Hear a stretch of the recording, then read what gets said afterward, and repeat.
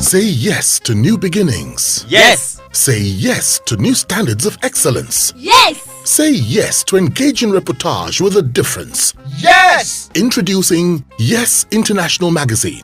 The time to say yes to your dreams and aspirations is here.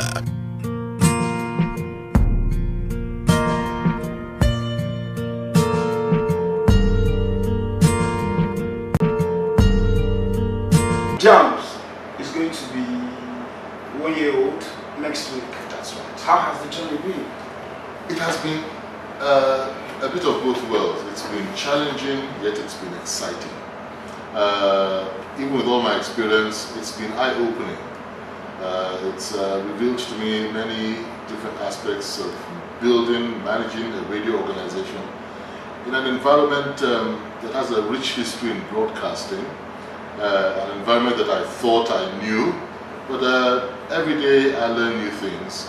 But in a nutshell, it's been a wonderful experience, and one I do not regret having, and one that from what I've experienced so far tells me without any doubt that things will definitely get better. All right, I'd like to find out from you, considering your career trajectory, Yes. I think FRC on our radio. At some stage in my career. Yes, then Reading, Yes.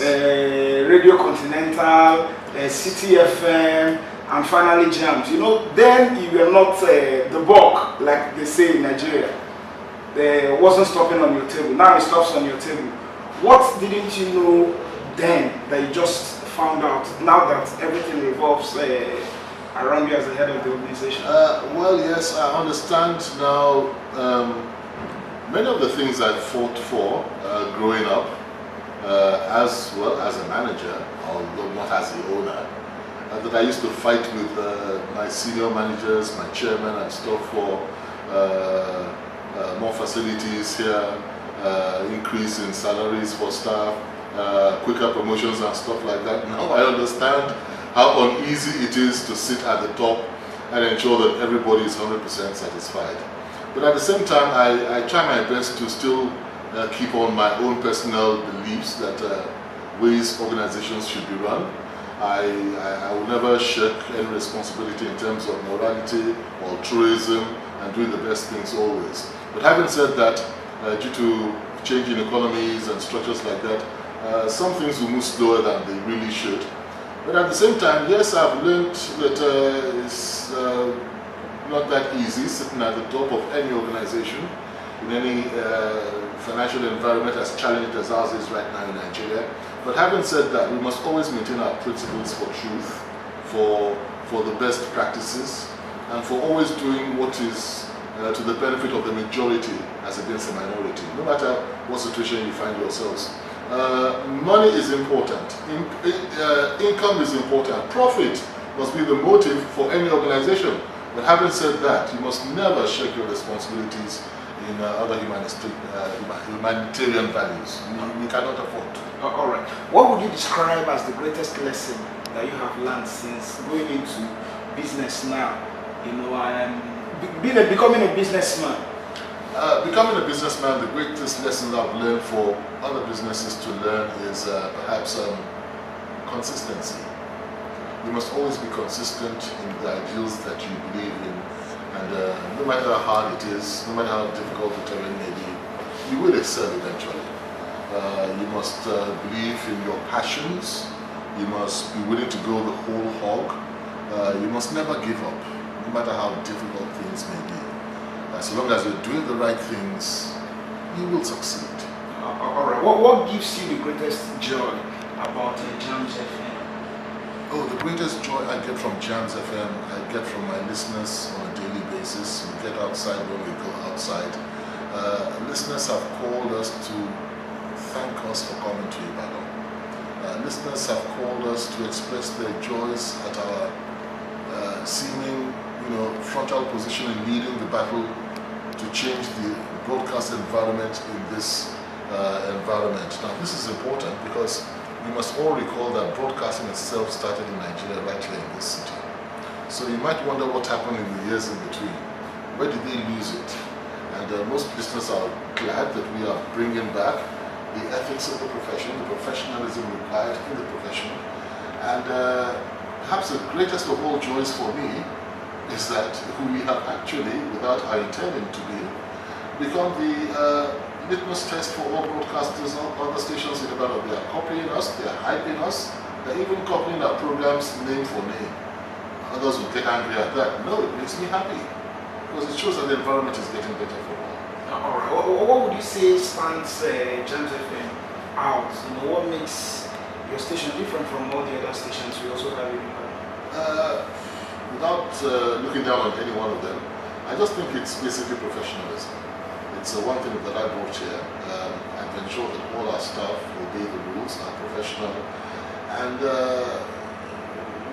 we don't follow, how can I say, we don't follow the run that most people. We don't have OAPs from Jamz. I insist that, and I say it everywhere. Every station you go right now, the personality becomes a star. That is not the traditional radio. The listener should always be the star. We maintain that right here at Jamz. Our listeners are the stars. We are just presenters. We don't have personalities. But the listener is a personality. And once you lose that and become the star, and then you lose your focus and you don't know what you do. Radio is like journalism. Our duties are to inform, to educate, to entertain. And if you stop that and speak only about yourself all the time, the listener, maybe that is why we are getting more and more listenership every day. That is, for me, is perhaps the best thing I can say about it. Alright, what's going to change about Jamz FM, or what new things do you plan to inject into the station after your first 1 year in business? Oh, we're going to maintain our strides. We're going to keep on improving. We're going to become more visible because right now this was more of a consolidation period. But right now I intend for us to be more visible. We're going to be out there. We're going to do a lot of live programming. We're going to engage one of the original concepts that we had to step that down. We're going to engage in live promotions, live events, concerts, talk shows, stuff like that. We are going to get into people's faces. Alright, what would you describe as the most memorable story that Jamz FM has broken and has reported? Quite a lot. Quite a lot. We're socially relevant. We work with what do they call it now? All these NGOs. We work with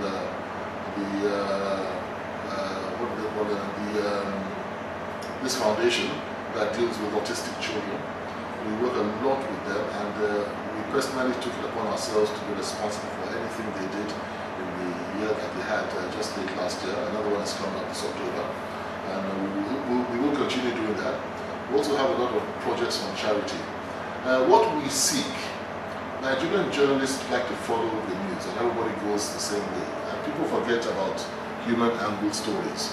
That is our passion. And so we're going to be seeking out the human angle stories. There's one we're working on right now, and that will finally come to the fore this next 1 year. And it's based on education. Our project, our CSR in Jamz, is to adopt a primary school, one of those lesser managed, lesser well-run schools for indigent children, and take it up, use our whole weight of publicity, our whole machine of broadcasting to make it popular, and build classrooms, provide equipment, learning models, whatever the school needs, and that we're going to embark on. So it's not about what we have done in the past, it's where we want to go in future, really. Yeah, talking about education, yes. People say ignorance is a major problem in Nigeria today. Very true. Young people don't read, adults don't know their history. History has been outlawed in schools. Radio has the impact of radio is real. How can we address ignorance in Nigeria? Let people know where they're coming from, how we got here, who we are. What do I do with radio to enlighten people, to make them know their history, and to, if possible, eradicate ignorance in Nigeria? Well, this starts, and I take it as an addition to Azu's latter question. I think it works better. When we started, and it's going to be about 1 year right now, it is perhaps one of our more popular programs. Every morning, it starts with the children, to answer your question. A lot of adults are too far gone. People are stuck in their ways. We have to go back to the very beginning. It can't change overnight. There's no magic that can take place. We have to start and work towards the future. So where do we start? from those who are in primary school at this stage. And that's what we have done at Jamz. We have a program that runs on a daily, Monday through Friday. It's called Kiddies Arena. It's an educative program that just asks children questions while they're just getting up from home, on their beds, or on their way to school. And so the idea is for the parents to give them their phones, call this number, we'll ask you a few questions, 4 questions in all. The person who gets all 4 questions correctly wins a prize from us. And it is so popular. These days, it is the kids who are telling their daddies and mommies, oh yeah, it's time for Auntie Chacha's program. That's the name of the presenter, Chacha Julu, one of my presenters. So she's very popular with the kids. And we're now taking that program in this second quarter to the external arena. Have a special event for that, in continuation of the success that we have already witnessed so far in Kiddies Arena. It's a spelling bee, basically. It starts off as a spelling bee. And then the fourth final question, it started off as 3 questions. We've extended them to 4 questions now. The final question is a general knowledge, current affairs question that every child should know to engage better the children's knowledge of nationalism, world affairs, and Nigeria. All right. I'd like to find out from you if my recall system is still your career started here. No, Ogun. It started in Abeokuta. When you came here, I know. I've never worked in Ibadan before. Okay. That was something you did in Ibadan. Were you born here or something? No, my parents actually grew up in Ibadan. Okay. I started school in Ibadan. Okay. My secondary school education was at William College. So I have a whole lot of old friends. Yeah, the question I actually wanted to ask, how does it feel? I mean, nearly all your life you've spent in Lagos. Now you are in Ibadan. How would you describe the... It's one of the attractions I had with this town when we got the license for Ibadan. You really can't make choices these days of where you want to base. They say Lagos is saturated, which is why the NBC is alternating the rules so that there can be more stations created in different zones. But I grew up in Ibadan. I must say that I had never started, I just went to school in Ibadan. My broadcasting career didn't start here. But I've always loved radio. And most of my early radio stars were Ibadan people. The Tunji Marcuses, the George Jobates, Alex Condis, these are kids men I used to listen to as a kid. So perhaps the bug was instilled in me in Ibadan. But I left Ibadan, went for my higher education in Lagos. And after that, I got my first employment in Abeokuta. Now, a lot of the stars I grew up listening to, that was at the time that the states were created. So the state was a new state. They had a new radio station. And you know what happened to all the states divided out of the whole Western region? Each person went to his own state. So the ones at the radio stations I used to listen to, who were of Ogun State extraction, came to Abeokuta. One of them was my hero, my idol, Tunji Marcus. Was my first boss. I was a new broadcaster. I admired this man. So I learned a lot from him, and that's how it is. Of course, I went again to further my education again. Got into Lagos. That's why I got involved with Radio Nigeria. Did a little bit with them. Then Rhythm started. We started off Rhythm together. And then I left Rhythm, went to other. The rest of the story. Only for me to start saying it all over again. Yes. So coming back to Ibadan to answer your question was like a thrill to me. And something I look forward to, which was the major reason why I came happy with this town. And this is the town of my youth, of my childhood. So it's like coming back home to prove a point to people who never even really knew that I could have been a broadcaster back then. All right. Broadcasting has done a lot for you. What have you done for broadcasting? I've done quite a lot. The best I can do is to recount my experiences, which I have done by way of a book, which I wrote. My entire career, which I hope that young broadcasters would see and take at least 1 or 2 things of knowledge that could enhance their own careers. That's the best I could do, write a book beyond the lectures and stuff that I give every now and then to willing, because that is a problem with education these days. Not too many of our youths are willing to learn. So I'm only ready to lecture or help those who are willing to get the knowledge. So that's what we do. That's the best we can really do for broadcasting. All right. Have you ever regretted pitching your tent to broadcasting? Oh, I never could. I never would. There's no way I could. it's one of many. I tell young people, God gives you many talents. God is so magnanimous that He cannot give you just one talent. It is your challenge to find out which talents you are most adept at. And I tell people that I was very lucky to discover that I had a very good voice as a young boy. I won't tell you how I knew. But everybody kept on telling me you got this great voice. Anyway, I had always loved the radio even before I knew I had a voice. So it was just natural that I used to listen to transistor radios when I was growing up. So I'd always been, intrigued by the amazing quality of what radio was. So it was just natural that I fell into what I liked to do. I tell young people again, when you're young, find a hobby that you enjoyed doing and that you did effortlessly as a child. Pick it up as you grew up, and you will never work another day in your life. All right. So what's the greatest thing that broadcasting has done for you? What's the greatest thing broadcasting has done for me? Not that I wanted it. I'm a very reserved person. I shy away from public places. I don't like publicity. That's one major reason why I hardly ever venture near television. I like making noise quietly, if that makes any sense.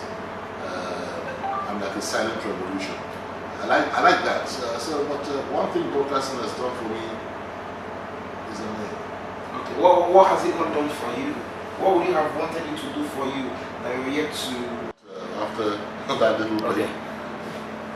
Okay. Go ahead. It's given me more than I really want. I don't really want anything for it. But if one thing I'm dead about is that I guess the name just continues. I have a son in broadcasting, and what else could a father cherish more than that? Yeah, I like that.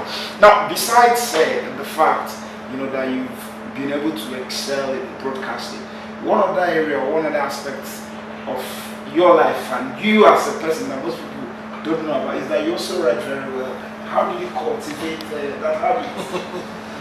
Thank you. I was saying I also write very well. Yes, I know I had a stint as one of your writers. You see, because my father was a historian and a writer. So I must have had some of his genes of writing in me. I read avidly. I've always been a lovely reader. So I've garnered knowledge from here, there, to learning different styles, not from a professional, not wanting to need that ability professionally, but I've also always believed that to be a very good broadcaster, you must also be able to write. And I instill this to the young up-and-coming ones. I come from the old school of broadcasting, if I could use that term. And back in the day, you're not just allowed to go on there and just say anything out of your head. You have to write. So you have to build beautiful scripts. You have to know sequences and what you want to talk about well before you talk about it. We used to have a signboard back in the day: don't open your mouth until you know what you want to say. That doesn't happen much these days. A lot of kids just talk ad lib. They think they're experts. They think they are superstars at their craft. But I tell people, there's a reason why even American presidents use teleprompters. Even the best actors in the world still follow scripts, so that everything is perfect. So to maintain your perfect, you need to know how to write and write well. I thank you for the accolade, but I guess I'm just saying any other professional who likes to be professionally adept at what he does. All right, I'll take one more question. It's obvious that the Almighty God has shown you mercy, has been very kind to you, has been very nice to you. What do you still want from God? What do you want from Him that He hasn't yet given you? God has given me almost everything I need. When I pray, I don't pray as often as I should. But when I do pray, I'm very candid here. When I do pray, the only thing I've always asked God for, I don't ask for things much. The only thing I ask Him for is that, Lord, whatever it is that I need in life, make it possible. I don't ask for much. I don't want to be a billionaire. I don't want too much money. I don't want too much of a good life. maintain my humility. Just give me enough that I can get by. Lord, if they say that I have to pay this amount of money for this, Lord, help me find a way to find it. That's all I ask for. That's what I need. I don't want too much. I don't need too much. Why do you need what you can't use? Why? And that's the problem with Nigeria. I don't really ask for much. I ask for good health because of my age. I'm not as young as I used to be. I ask for protection for my family. These are things that everybody else needs. I'll never pray to God to be a rich person. I don't need to do that. I don't want richness. I don't need it. I don't want it. I just want to be able to afford what I need. That's good enough for me. The younger generation, of our broadcasters, where do they normally get it wrong? What is that? What is the commonest mistake that most of them make? The commonest mistake is because they just jump into the art without even knowing what it was. They come in for all the wrong reasons. Most of them come in to be famous. And that's the wrongest reason why you want to come into broadcasting. Because fame will find you no matter which way. You don't come in looking for it. It is like that famous parable of the king who says, I am king. It's the person who says, I am king, the king. You don't have to say some things. It comes naturally to you. Fame will come if it will come. You don't go looking for it. If you go looking for it, you get the other name of fame, which is notoriety. It's not the same thing. All right. Thank you very much. Thank you very much. Thank you very much. Thank you very much.